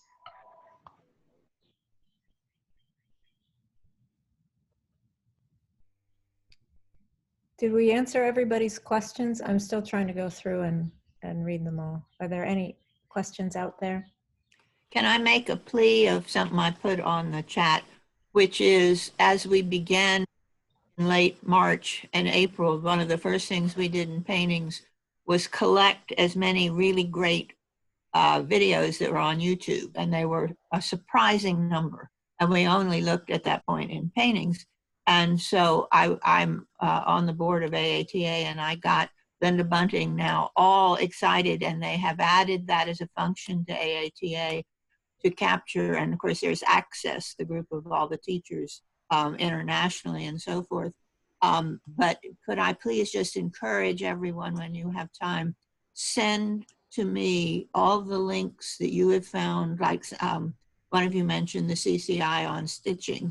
And then if you don't have an abstract, don't worry about that. Linda is now harassing Rebecca Rushfield. Do you have more videos for us to put on AATA? So if you can just give me the links, and then Rebecca has been assigned to look at these videos, abstract them, put them on AATA, and then worldwide teachers of conservation can pull these off. I wonder, thank you, Joyce. Thank you. Absolutely. We should all do that, right? Because then it'll be even easier to find the resources that we need. Rose, since you're here, I wonder if I could put you on the spot and just give you an opportunity to share any thoughts that you might have that you think would be helpful. Well, first, this was incredibly uplifting for me because I know that you guys have all worked so hard, and so many of the things that you have come to over the course of the last couple of weeks really resonate with everything we would have taught you. So you barely even need my input, but I'm really impressed at how well it's not just been about, trying to make things work, but finding how some of these tools and technologies actually can really support and amplify the things you've been hoping to do in the courses, and talking about what those skills and those outcomes are for your students. So I'm so excited. This has been a rough couple of months for us, so I'm very excited for all of these developments. For those of you who are teaching as part of WUDPAC and who do have access to all of UD's tools, there are some ways you can streamline some of the things you've been doing. You've naturally kind of found workarounds, which is great. But there are sort of built-in tools to do some of the things you're doing. So I think I've mentioned in the chat that we have a secure cloud-based storage for all of your Zoom recordings as part of UD Capture. So rather than having to use the Zoom cloud recording, which expires or you need to download or do things on your computer or on your iPad, you actually as a department could essentially curate your own channel of videos. So if you all are recording content for a variety of classes, or you're recording, let's say, a bunch of demonstrations in one area, you could add another faculty member, another colleague of yours in through UD Capture as a collaborator, and then they can use that video, they can add it to their class. So because you're making a lot of content that could be readily usable between courses, it's one place, and the links don't expire, the content won't go anywhere, and it's secure, and it's accessed through UDEL's secure login. So there's some real benefits to that. I know some students have concerns about the security of cloud recording on the Zoom cloud. So that's part of the reason why we use the UD Capture service. It also integrates into Canvas seamlessly through a window. So if you guys are going to be using more Canvas courses, it's just very easy. So that's one thing I'd encourage. And I saw in the chat someone is interested in getting one of my colleagues from ATS to come in and talk about Canvas, and they can talk about that integration as well. But I think as you move forward, you should really consider using that tool specifically. The other engagement software piece I would just mention is Poll Everywhere, because it does work with Google Slides. I saw Kahoot was on that list. And if you are already using Google Slides for your presentations, you have some more options for questions and even using images as quiz functions, icebreakers, all kinds of things in Poll Everywhere that's a little more robust than the polling tool in Zoom. The polling tool in Zoom is pretty basic, but it does work. You know, you can use it to take the temperature. So that's something that you have free access to, I think up to 40 users in a poll, which for the size of your program is perfect. And it's very easy to use. You can do a lot of fun things with that. No, I would really just, I think that the basic foundation of what you all are doing is exactly what we would advise. You think about what are the things that students at the end of the day should be able to demonstrate their competencies in, and is there another way to do it? I also put a link to the Family Treasures Project. I'm going to share that with my colleagues to show how your students have created something forward-facing, something authentic, something that contributes essentially to your community, which is really great. So there's lots of other tools, but I think being overwhelmed with tools is a lot. We're all facing that right now, so I wouldn't want to recommend too many others. But yeah, if there's ways we can streamline what you all are doing, you're using Google Docs a lot and Google Sheets, and all of that also integrates into Canvas.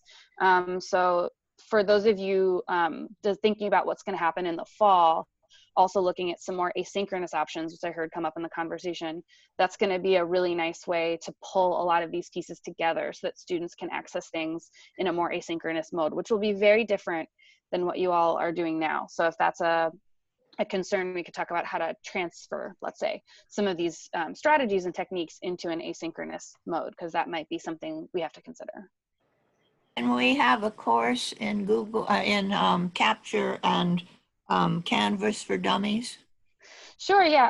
I don't know if that would be Joelle reaching out, or I can send you an email. My colleagues in ETS have been doing sort of what I do as well, showing up at faculty meetings and asking and answering questions. And so they're doing something of a road show. I also may invite, I don't know if any of you know my colleague George Irvine, who's currently the VP over in PCS. Everybody is interim now at UD, so remembering everyone's titles is a little bit confusing. But George has been designated through the Provost Office to help assist with the transition to online teaching.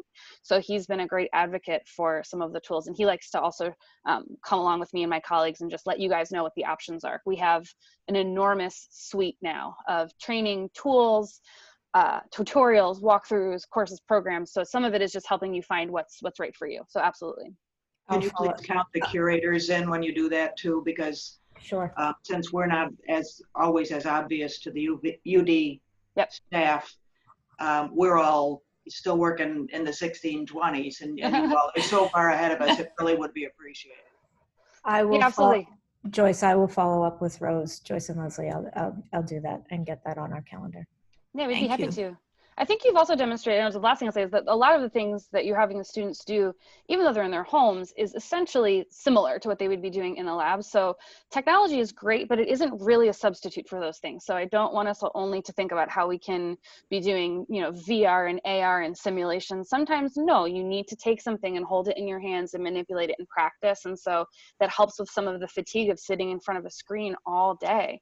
Some technology solutions really are superior, and in other cases, you just need a chance to sit and look and read and touch and not be staring at the screen the whole time. And I think your program is demonstrating the importance of that. Great. Any other questions before we? Joelle, Yeah. this is a question for the group, really. And we have to explore it probably later, but how we can more effectively show microscopic examination. You know, real close detail. How well do we think we're doing now in the textile block? How detailed could we get? And what are there tools that we should be exploring or not?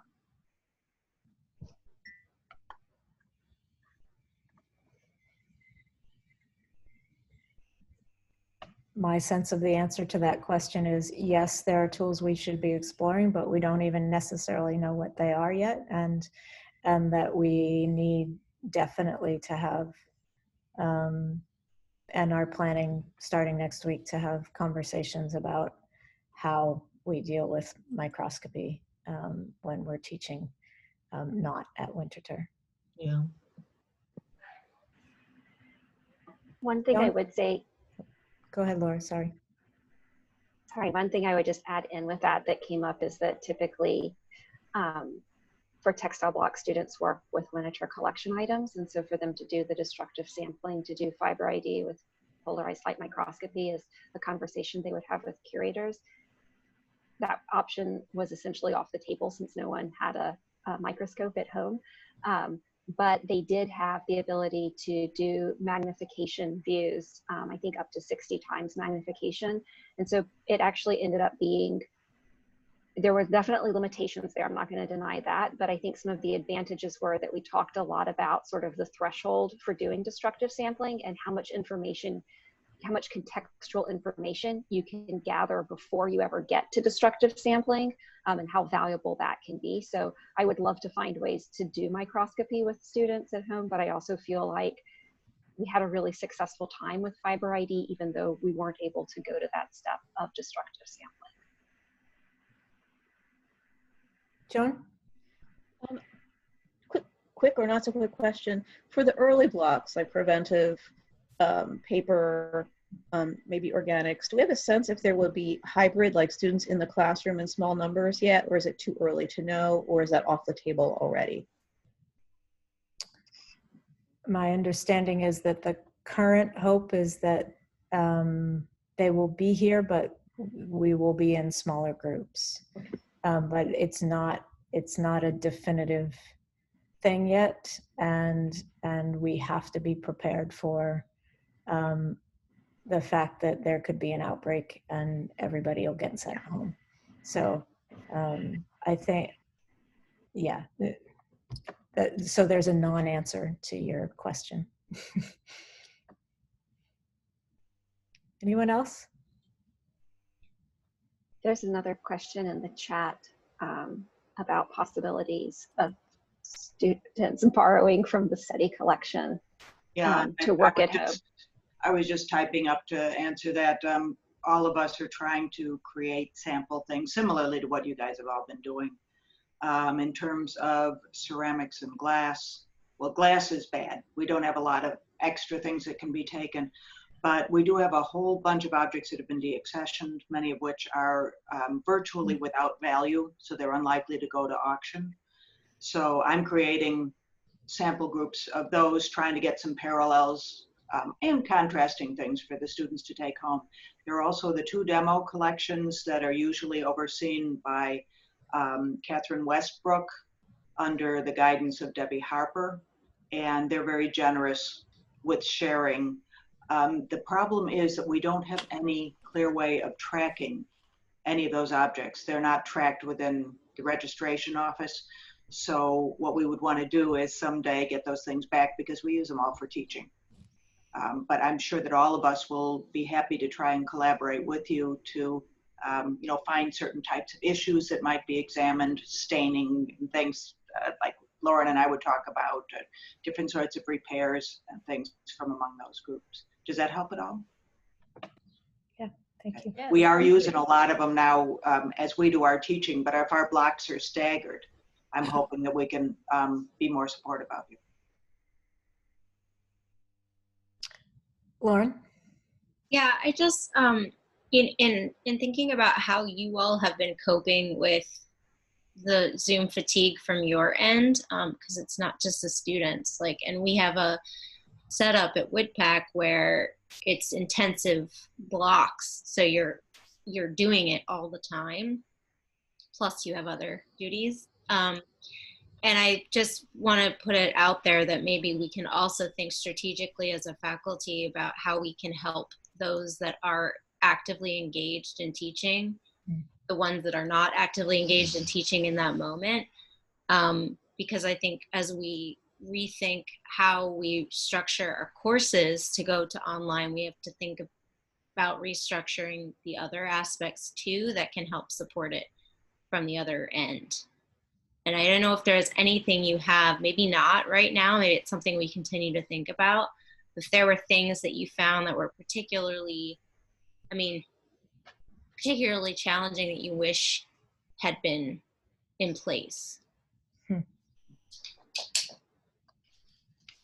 we're struggling because traditionally, although we all teach block and it's way shorter than anything that any one of you does, there is no recognition among our workload ever of the fact that we're teaching our block.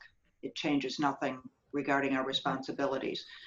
So the fact that we can share with you and occasionally have some of you come in and, you know, help us to teach and all makes such an enormous difference. I hope you understand how every one of us appreciates the help that we get from you.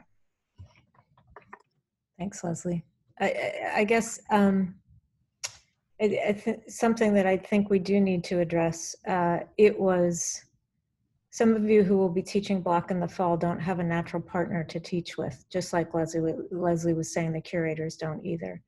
And teaching remotely is lonely. And I think if I hadn't had William to teach block with, it would have been that it's lonely and exhausting when you're just in your living room talking to nobody, or, you know, trying to get some enthusiasm from the students who are tired and worn out, or that kind of thing. And so I think us as a faculty addressing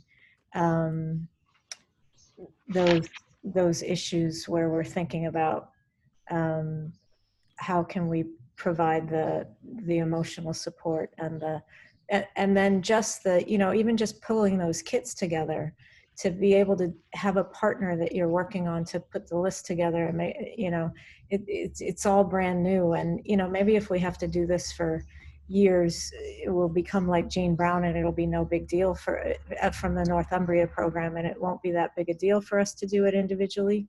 But I think, I feel like that's one of the things that we really need to address, and I know it impacts workload, but I think for our own self-care, it'll be important for us to think about how we can support each other. I just made a quick note in the chat because a similar question has surfaced from our the continuing track faculty at UD who teach a 4-4 course load, where they're now going to be asked to, over the summer, essentially work uncompensated to convert 4 courses to fully online in the fall. And there's real concern over the same issues: the isolation, the intense time on task, the intense workload demands, where the summer has traditionally been the opportunity for people to take a break, to maybe not do any work, to do different work. I mean, to basically choose to manage your time differently. And that has now totally eroded. I mean, it's June and we're still doing this. You're all still doing this. And so that concern has come up from a couple of different instructional populations at UD. So I'm just going to add essentially a version of what you said to that list, so that the more we reiterate that to particularly Matt Kinzervik for Faculty Affairs, he can help marshal some guidance, some resources, maybe a real guidance about managing workloads, but also maybe some additional kind of, I don't know, help or support or something, because you're not alone in these questions and concerns. And a lot of us are worried what the long-term effects are on all of us for being in this mode. You know, it was 2 weeks, it was 2 months. If it's a year, the stakes are a little bit different. So I appreciate that, and I'll make sure that that gets added to our list. Thank you. One thing that if you guys are like me, you feel completely out of the loop about what's being created across Winterthur. And you may or may not be aware that a whole flock of us are creating videos to go out for membership. I'm sure you're being asked as well. But there's some neat things. I thought that Lara may not be aware of the fact that Ann Wagner did a really fun presentation that was created, I believe, for the virtual salon, which is the Collectors Circle. It's run by Amanda Hinkle, and it was all on organic materials. So it was about combs and tortoiseshell and things like that. She probably talked to you about it. I've done some mini things on the history of napkin folding, or just little sort of light, bite-sized, a little bit silly things. And, you know, if it would be useful to you, and it certainly would be useful to me, if we can share with each other cross-departmentally the types of videos we're doing, even though they might not be suited. We're not doing science. Ours do tend to be more conversational, social history stuff. But if we're aware of what you're doing as well, and we can share that already recorded material, it would be really, really useful. Even just an email saying, hey, I did something on X, Y, or Z. Debbie? This is just a response to Lauren, and you all had said that Philip was really helpful. So, you know, it's so hard to know really, what kind of access will we have? We assume we'll have access of some kind. I have put away funding to support this kind of thing. So if we can think of individuals like Philip who might be able to help prepare kits and those kinds of things. Elsie Marino. Yeah, Kelsey's one, and she's sort of on hold.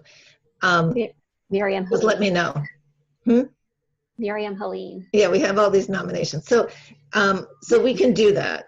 Miriam, Kelsey, you know, whoever it is, if that's going to be helpful. But we know that that's just a little piece of what needs to be done. But where there is just the need for extra help, I can help make that happen. It's all the other things. And I share the same concern of, you know, just wanting to have a partner to teach with, because I think it would just be so nice to brainstorm about all of that and try and sort that out. So I want to say, I mean, that is, John and I are going to talk tomorrow to finish pulling together some ideas that a few of us have been talking about in terms of the role the curriculum committee can take in terms of moving us forward. But I hope that by next week, we will have on your calendar WUDPAC faculty, anybody who's a major supervisor, has responsibility for photography, microscopy, block teaching. We'll have a meeting with all of you to start the process of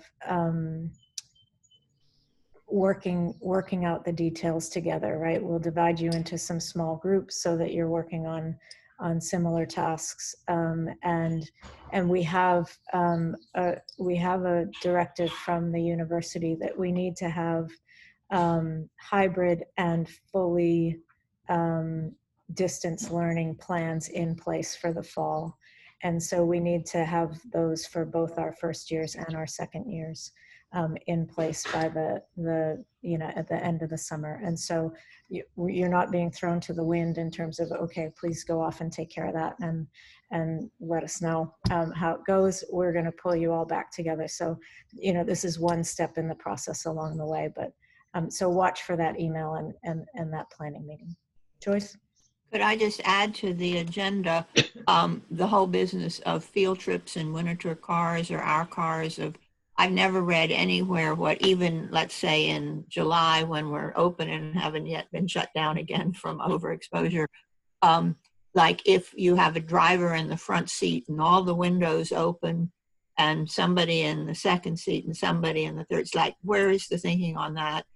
And then number two would be Roger Blakemore, my diversity intern, who bicycles for 30 minutes to get to SEPTA. And then I pick him up at Amtrak, and he's been coming one day a week and moved here from California to be near us.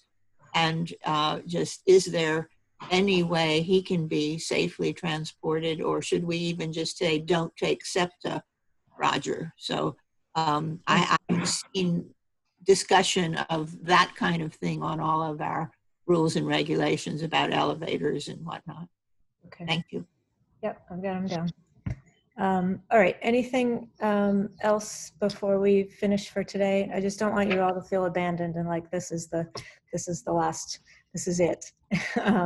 So we'll definitely pull you back together. But thank you for taking the extra time too. I know we were shooting to be done at 11, but. Joelle, we should thank you and Kate, Laura, William. It was really, really terrific. And this will be watched many times over. So, and obviously all of you put so much thought and care and time, and we really appreciate it. I think it will all help us a tremendous amount. So thank you. You're welcome. You're welcome. Okay, right. Off to the next thing, whatever Zoom meeting that might be. And Rose, thank you for joining us. Yeah. Thank you. Go outside for 5 minutes. That's all right. Stretch. You can do that exercise you just learned. Yeah. Bye, everybody. Thanks, Rose. See you guys. William and Laura and Bye. Can you hang on? Yes. Thanks. Joelle, do you want to stop the recording? Yes, I do.